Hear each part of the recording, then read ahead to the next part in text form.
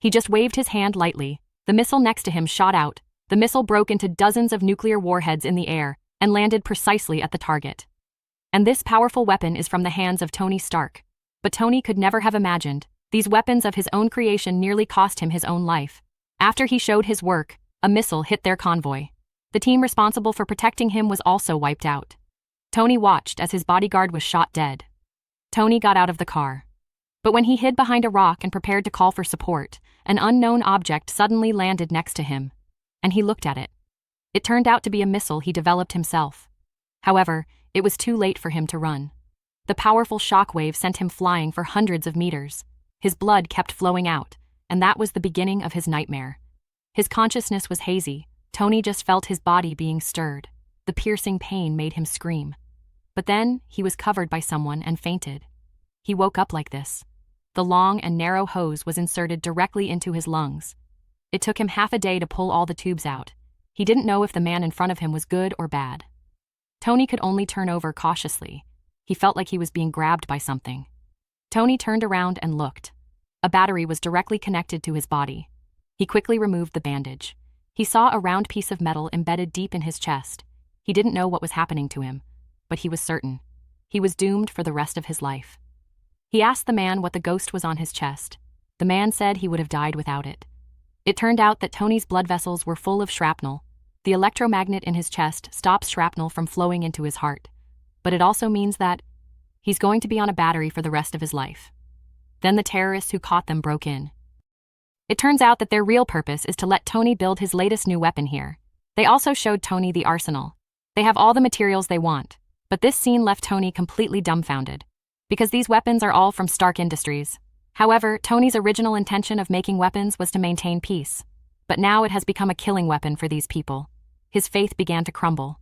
But the urgency of the moment, Tony has to save his life first. He first pretended to promise them. In fact, he already had a plan to escape in his heart. The first thing he has to do is get rid of the battery attached to his chest. He pulled out the missile core device. He only takes out the target element parts. He dismantled 11 missiles, melted them at high temperature, and reshaped them. He got a target ring the size of a bracelet. He puts on permanent magnets. He has undergone precision welding and fabrication. Tony finally got a small arc transmitter. Although it is only the size of the palm of your hand, it releases 3 billion joules of energy per second. It can not only replace the life-saving device on the chest, it has other functions as well. Just as the doctor was wondering, Tony took out a stack of design drawings. He overlaps it before revealing its true face. It's a steel suit. In order to hide from others, all the parts of the armor need to be built separately. And then finally, he puts it together. While Tony was debugging these parts, the terrorist leader also saw the clue. They rushed in and asked Tony why he had fooled them. The doctor explained that these were missile components, but they didn't believe it. The leader said he would kill the doctor. Tony came out quickly to stop it. He said that if the doctor died, he couldn't build a missile himself. Although the terrorist leader spared the doctor, but he also gave a deadline. He said he wouldn't be able to hand over the missiles tomorrow. They all have to die. So Tony started to catch up overnight. He forged all night. The Iron Warframe Mark I was finally completed. The other side. The terrorist leader found no trace of them in the surveillance. He asked his 2 younger brothers to check their situation. But Tony was ready. He planted a bomb on the door. The moment the 2 younger brothers opened the door, they were blown away. The leader saw this situation. He ordered all his men to be dispatched, but Tony still needs a process to activate the armor. Doctor, to buy Tony time. He picked up the gun and rushed out, but he comes around the corner. His life had clearly come to an end. The other side. The startup program of the battle armor has also been loaded. This is Iron Man's original armor, the Mark I. The enemy is powerless to fight back in front of the armor. Unscathed in the face of all kinds of strafing, the leader fired a cannonball at it. And Tony gave him one as well. He returned one. When Tony walked to the hole, he found the doctor on his deathbed. Tony wished the doctor would leave with him. Before he died, the doctor told Tony to protect humanity. An angry Tony walked out of the hole. The terrorists have surrounded it. Countless bullets poured down, but it still can't do any substantial damage to the armor. Then Tony turned on the fire-breathing device. He burned the enemy in front of him to ashes. After some catharsis, he moved the target to all the weapons stored here. As the enemy base explodes, Tony also turned on the takeoff button at the critical moment. Unfortunately, the power of the armor is insufficient. He didn't fly far before he landed in a desert. The armor was in pieces. Fortunately, Tony just suffered a little skin injury. Finally, his friend Rod successfully found Tony. When he got home, Tony realized this weapon not only failed to provide protection to humans, instead, it was the main factor that caused the war. At the same time, it also goes against Tony's original intention. So he immediately called a press conference. He announced that Stark would no longer produce weapons. He caused quite a stir as soon as he finished speaking. After the incident, Obadiah Stane asked Tony if he was joking. Arms companies don't make weapons. Do they make ice cream? No matter what Obadiah Stane says, Tony's mind is now made up, and Tony built a new reactor. He asked his assistant Pepper Potts to replace it for him. Pepper Potts asks what to do with the old reactor he replaced. Tony can just let her destroy it. But Pepper Potts didn't. She kept it instead. As a memorial to Tony's rebirth, it was her actions that later saved Tony's life. When Tony returned to the studio, he invested in the development of the new armor. And the leader who didn't die on the other side was not idle. He took a few brothers and searched the entire desert. Finally, he assembled all the parts of the original steel suit. An evil thought sprang into his mind, pretty soon. The leg power unit design of Mark II is complete. Tony was excited to welcome the first test flight. And then there's the hand motor. After going through countless debugging, Tony was finally able to fly steadily. Mark II begins assembly. This mech is really cool. And so the Mark II armor was born. It's perfect. After everything is ready, the new armor has also officially taken off. Because Tony was driving a suit for the first time. Tony testing flight functions, he directly wanted to challenge the height limit of the armor, but only at 40,000 feet, the armor froze. But Tony ignored Jarvis's dissuasion. He continues to lift. As a result, the entire armor froze fatally. As Jarvis went offline in an instant, Tony lost control of his armor. The suit plummeted from 40,000 feet. Luckily, Tony pulled the wing open in a critical moment. This breaks the ice that covers the surface, and slowed down the fall, and as the ice melts, Jarvis is back online. He flew before the armor fell to the ground. This excitement made Tony fall in love with the armor completely. However, unexpectedly, just as he landed, he encountered a new problem.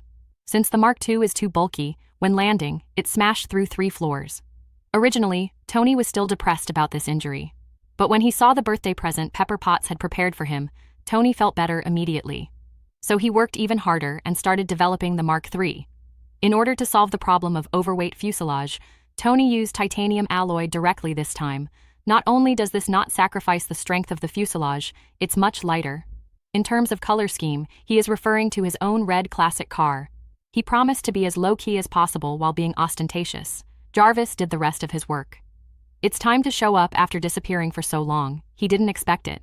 He has previously said that companies are strictly prohibited from selling and developing weapons. At this moment, it has appeared in large numbers in the hands of terrorists.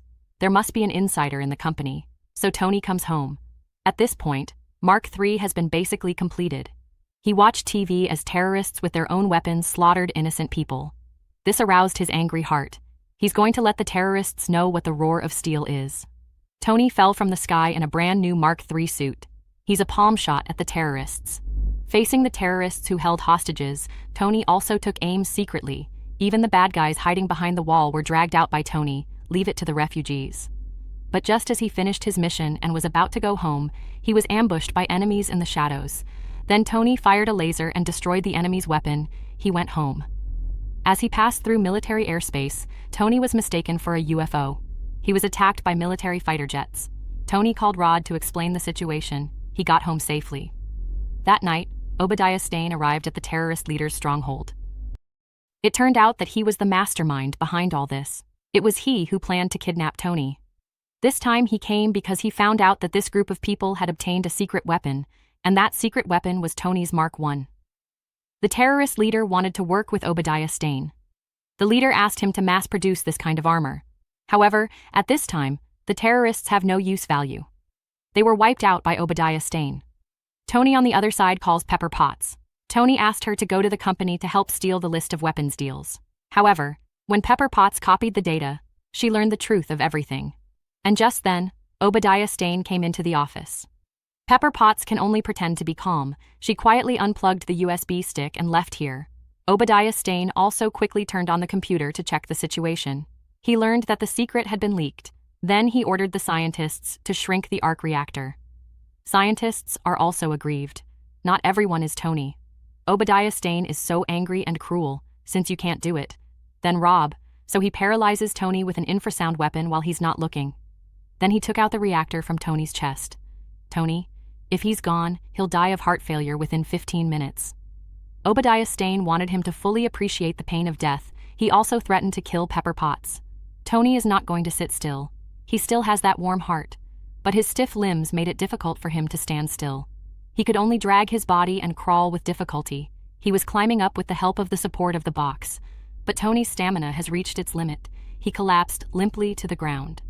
Just as he was in despair, the box actually floated to his hand by itself. It was a dummy. Rhodes had just arrived. Rod told him that Pepper Potts had brought someone to arrest Obadiah Stane. Tony was very anxious. He hurriedly put on the mech. Now there was only one thought in his mind. Is to rescue Pepper Potts immediately, and Obadiah Stane has now put the reactor in the upgraded Iron Overlord armor, and Pepper Potts and others just walked into the lab. They were attacked by Obadiah Stane. Several agents were killed instantly. Pepper Potts is also very dangerous at this time. Tony arrived just in time. A furious Obadiah Stane lifted a passing Audi and smashed it at Tony. Tony built up his chest strength. He blasted it away with a laser cannon. He catches the car. But the driver still stepped on the accelerator in a panic. Knocked Tony directly over. Tony had sparks on his back. Tony just got out of danger. A Ducati hit him in the face. Maybe it's a lack of energy. Tony was pinned to the ground by Obadiah Stane and beaten hard. Then he was thrown out by Obadiah Stane. Tony also took advantage of the situation to shoot missiles. Fortunately, the Mark III's defense is strong enough. Tony made a sudden stop in the air to stabilize. Originally, Tony also wanted to use air superiority against Obadiah Stane's Iron Overlord. Unexpectedly, the next second, the Iron Overlord's feet also spewed out flames, because Iron King was flying for the first time. Tony was sure that he had never considered the problem of armor freezing at a certain height. The two of them lit up the night sky like rockets. However, the battery on Tony's chest is getting less and less. The blinking light means that the system is about to shut down. Just then, the faster Iron Overlord caught Tony from below. But fortunately, at this moment, he has reached the height of freezing. However, Tony just landed. He was once again entangled by the Iron Overlord. However, he had already taken off his gloves. Without weapons, Tony's strength was greatly reduced. He was caught by the Iron Overlord at once. He was almost squeezed into toothpaste, although Tony dodged a bullet. But the Iron Overlord's combat power should not be underestimated. For now, he can only use the giant reactor of the company below, defeat the enemy with the energy it releases when overloaded. Tony had Pepper Potts turn on all the power plants in the reactor. He led the Iron Overlord to the top of the reactor, but now they have a huge difference in combat power. Tony's helmet was also crushed into a pile of scrap metal. Due to damage to the display system, Obadiah Stane had to open the cockpit and turn on the strafing mode. Fortunately, the Iron Overlord's aiming system was also damaged. This saved Tony from death. And now Pepper Potts is ready.